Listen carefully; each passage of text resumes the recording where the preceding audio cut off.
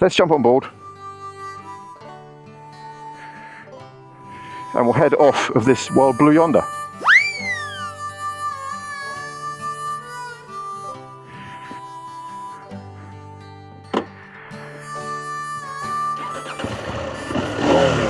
This sounds alright, goes alright.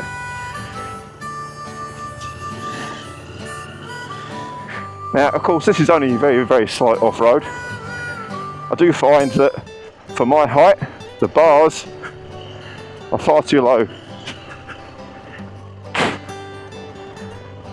But the tyres, I don't know what tyres are, I forget. I'll have to have a look. Don't ride down the hole. But this is alright. It's okay, but the bars are too low for me. Balance is good, low down. Just get through this heather.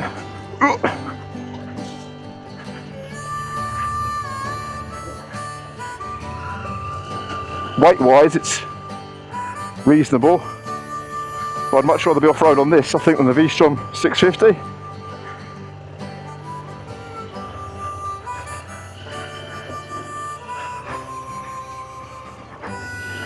Oh, balance, balance. Okay, that's a bit wet. That's a bit softer there. I didn't come up this side of the track and I should have. It's a bit drier over here. This is where I came. Breathing out my bum already. Oh. Right, back up on the pegs. Mind the rock. That's the only thing. Here we go. Whew. And it's about 23 degrees today, so here we are. So there we go, there's a little bit of off-road on the 790.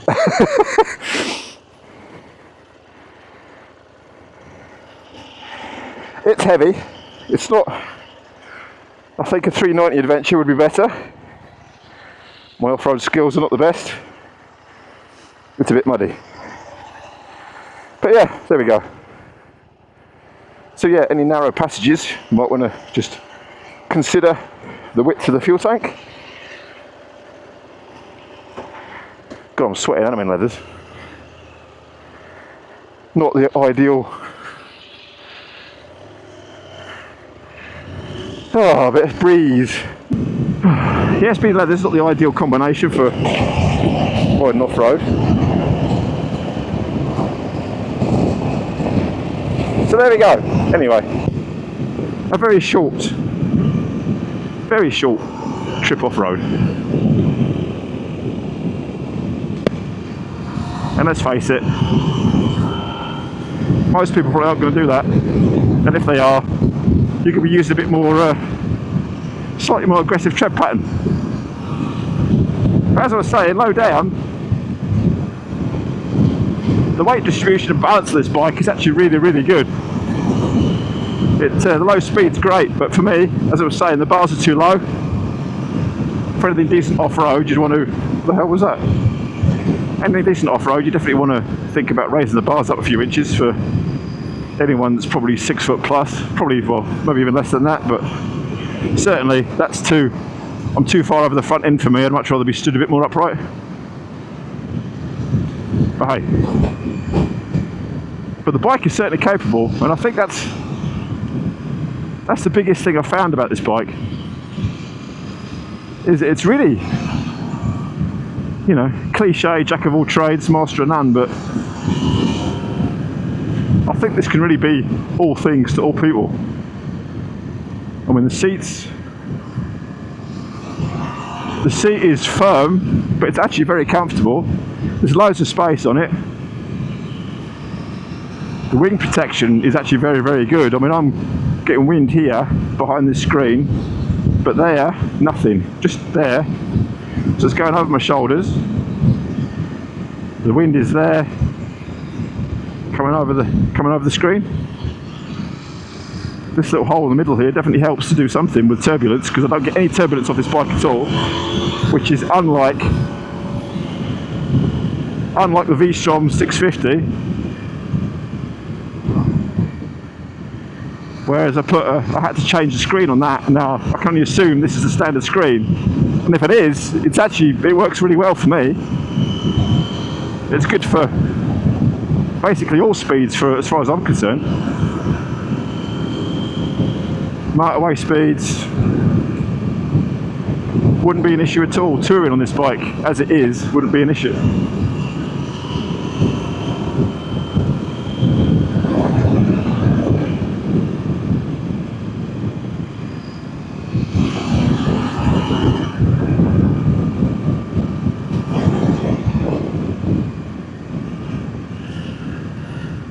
Bi-directional quick shifter, of course. Quick shifter up, blipper on the way down. But it goes really nicely, and it handles surprisingly well for an adventure bike. It's actually got a bit of hooligan to it. I think compared directly with the vstrom, it's a bike that you could really hustle. You could certainly do that with the vstrom as well, but it was a bit soft.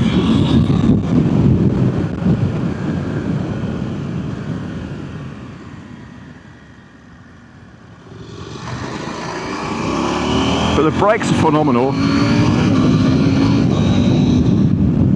and it's got as much get up and go as you want.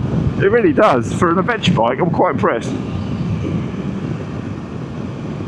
But everything just feels, the ergonomics of this bike, it just feels right. The handguards work, you don't get any wind on your hands. I don't think this bike's got heated grips. Doesn't look like it does. Easy enough to fit. Obviously cruise control, like I was saying earlier. But you haul on the anchors, I mean, it does stop.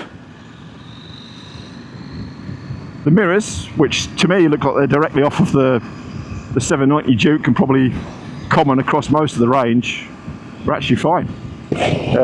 On this, I think because of where they're placed on the bars, the visibility is really good. And there's no, you're welcome. And there's no vibration through them, and they're good up to motorway speeds without any blurring or anything at all.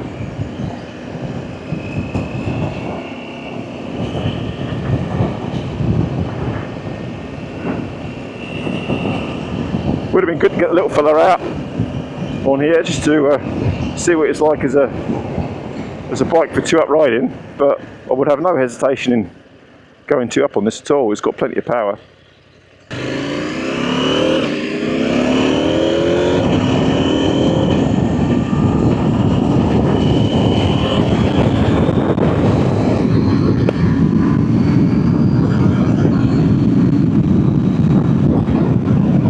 Yes, quite impressed. It sounds like there's quite a lot of wind noise coming through my helmet, but it's actually hitting the top of my helmet and it's actually fine. There's I don't get any turbulence. Just I am going into wind, of course. We don't get really turbulence as such, whereas on the vstrom with the standard screen, the turbulence coming off the top of the screen, it used to make my head vibrate. It made your helmet vibrate, and yeah, it just gives you incredible headache. So I know some of those touring bikes of that sort of, this sort of type and design are known for doing that, but I've got to say, so far this one has actually been alright for me. Took a bit of time to get used to the fuel gauge. The fuel gauge is obviously this a white bar on the outside with the rev counter in orange. Obviously your gear indicator. You've got your ABS and throttle response. So both are in off-road at the minute with the ABS. ABS is off on the rear. If you're a bit overzealous with the back brake, it does lock up quite easily, which I guess is just testament to the power of the brakes. Yeah, locks up without too much effort. But of course you get more power through the back brake with your foot than you do with your hand. But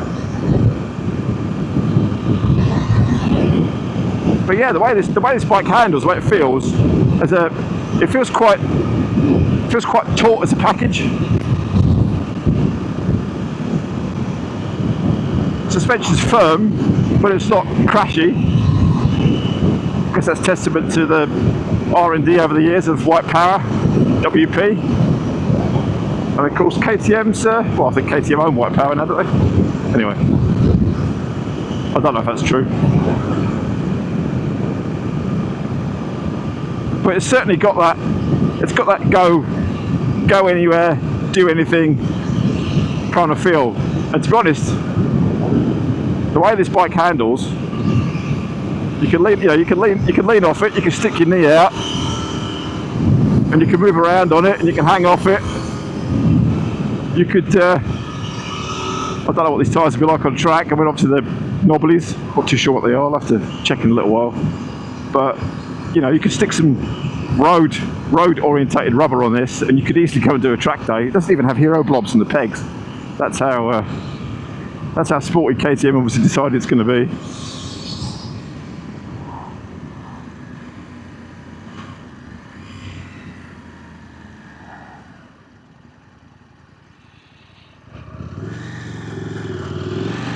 But the low speed balance again is testament to the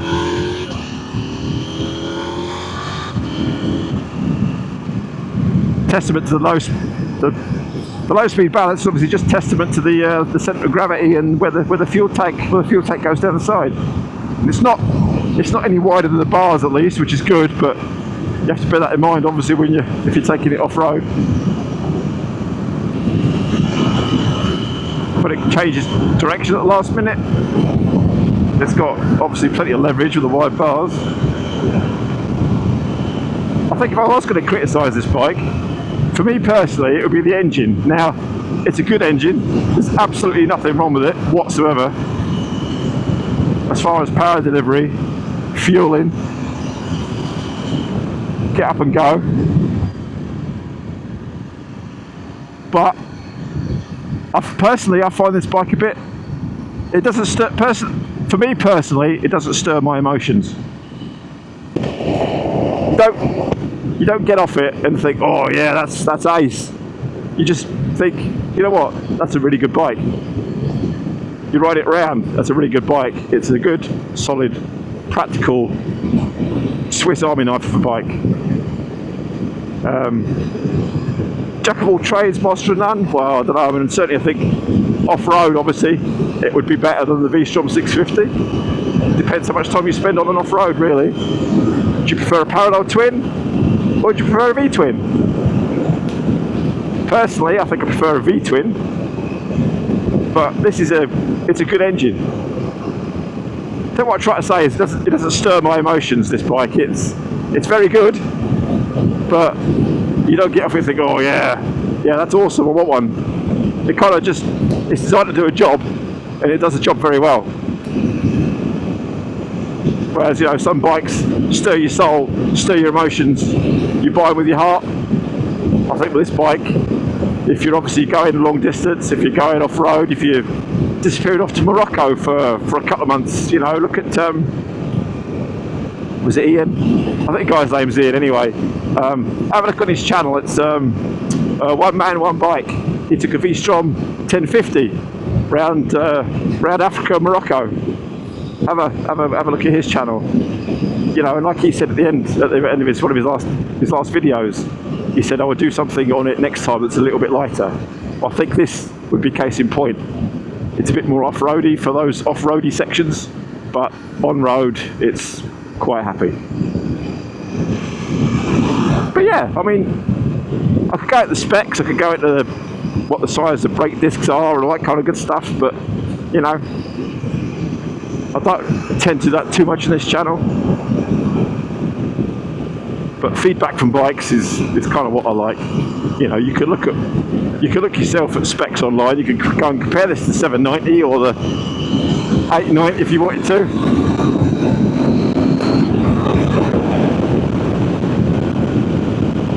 You can go and compare specs online. Anybody can do that. But you know, riding experience. How does it feel? How does it make you feel? Yeah, I can take it or leave it, I'll be honest. It's not a bad engine, but I can see why you might prefer the Tiger, albeit it's got T-plate crank, so it's more like a twin. I've not ridden one of those. But this is easy to ride. You can jump on it, you can ride it without really thinking too much about it. I suspect it's not as refined as the new Tiger is. It's, if I'm honest, it's a little bit agricultural, but it goes well. It handles well. You can change direction last minute. It's all right. Again, if I was going off-road a lot, I'm doing this orienteering event in October, which should be good. I'm doing that on the Scrambler. I need to change the tyres on that, I think, something a little bit more aggressive, because I suspect it's probably going to be quite wet. There's going to be a fair bit of off-road on it, so I don't think those cruise streets are really going to cut the mustard. So, but there'll be more to come on the channel about that. But if you're doing that sort of thing more, doing a lot of green lanes, if you had more serious tyres on this, then for what I've just done there, obviously it's just dry off-road. But as soon as you hit a bit of mud, it becomes a bit stuck. So yeah, you'd want more aggressive tyres on this. You know, or maybe the Touareg. Is it the Touareg 660? Go look up for Hippodrone's online. He's got a Touareg, and he extensively rides that off-road. And you know, that bike looks pretty impressive. Which I guess this kind of, that and this obviously sit very much in line together. I'm sure he's ridden one of these as well, but I can't honestly remember what his thoughts were on it. But go and check out his channel, Hippodrones, and see what he makes of the 660. There'll be plenty of off-roady stuff on his channel. I don't really get a chance to do much here because we don't have green lanes in Scotland, unfortunately. So the places you can go and ride are somewhat limited, or with the landowner's permission. So it's an alright bike. There's probably bargains to be had with these 790s, given now they're getting a bit older now. I mean, this one's only done 1,200 miles. So of course there's no issue now in the press recently about this LCA engine, about having issues with the cam, and obviously the cams are wearing, and the bike's using oil, and so yeah, it's obviously a bit of a concern for people, and I totally get that. But I've got to say, now that KTM have come out and basically said that, well, if your bike's been serviced by a KTM dealer, then any issues with the bike, we'll honour it. So you can't ask for any more than that. So, you know, it's a bit like the Triumph. Obviously, it's been in for its valve retainer collet recall. Yeah, as long as it's sorted out, that's great. I mean, I think with the Triumph it was 35,000 miles. But with the cams on these, I don't know. I don't know enough about it. But what I do know is that anyone that's got a KTM is obviously a bit twitchy, and I totally get that. But if you've had the bike supplied from you, it's not a problem. If you get it all done through warranty, keep your warranty up to date, keep your servicing up to date with a supplying dealer, issues are resolved. There's actually not much not to like about this bike, I'll be honest. Again, personal preference. Effortless progress.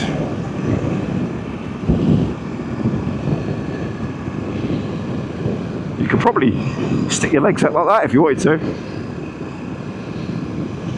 For a bit of cruising, no, it's not actually that comfortable. It's also got, speaking about the fuel tank, I think it's got like a 250 kilometre range, which is massive. It does seem to be very good on fuel, but I think its fuel tanks are big. But I can totally get why people like this sort of bike. Utilitarian feel to it. Go anywhere feel to it. Any road surface, any conditions, it's covered. Not really doing the bikes I'm not really doing this bike's capabilities justice on this little mini review, to be honest, but it just shows how bikes like this have come on. You need to be able to spend a day, 2 days riding them to get a real good appreciation for how good they actually are, and also a back-to-back test with other bikes of the same genre to really nitpick the differences between them.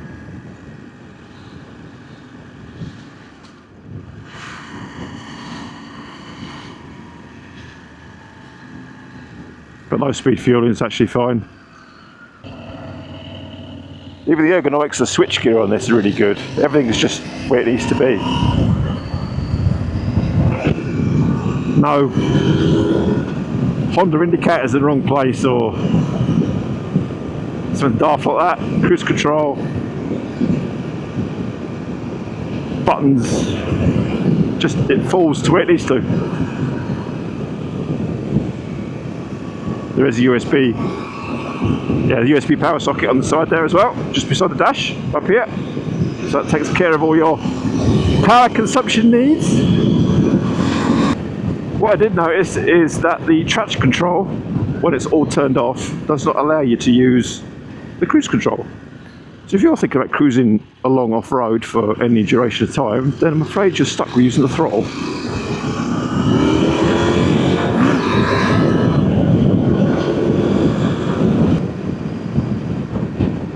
Oh my god, seriously? Right, I'm going.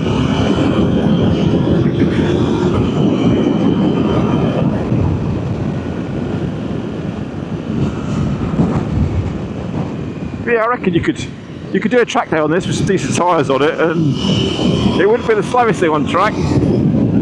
That's for sure.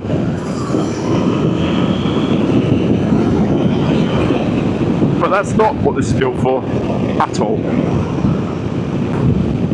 More like riding across the infield. Get to the bottom of the crater and just go straight on over the grass. That's what you'd be better off doing.